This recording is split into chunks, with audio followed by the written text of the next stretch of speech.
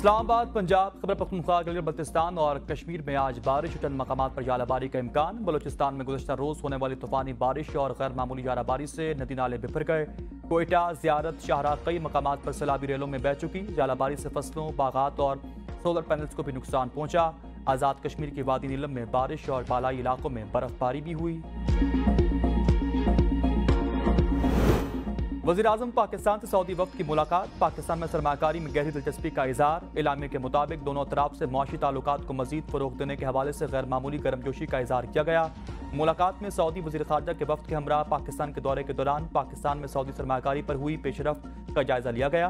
وزیراعظم پاکستان نے کہا کہ ہم پاکستان کی گورننس اسٹرکچر کو جدید خطوط پر استوار کرنے کے حوالے سے سعودی حکومت کی کامیاب اصلاحاتی پالیسی کے تجربے سے مستفید ہونا چاہتے ہیں۔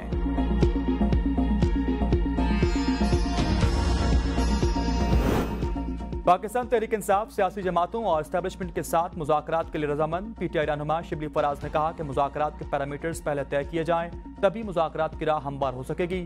سیاسی عدم استحکام نے ملک کو گرفت میں لیا ہوا ہے، جو اسٹیک ہولڈرز ہیں ان سے مذاکرات ہونے چاہیے۔ تحریک انصاف بھی ایک حقیقت ہے اور اسٹیبلشمنٹ بھی ایک حقیقت ہے۔ پاکستانی عوام نے ہمیں 3 کروڑ ووٹ دیے۔ مینڈیٹ کو تراش خراش کر کے جو حکومت آئی، اس کا کوئی اخلاقی وجود نہیں۔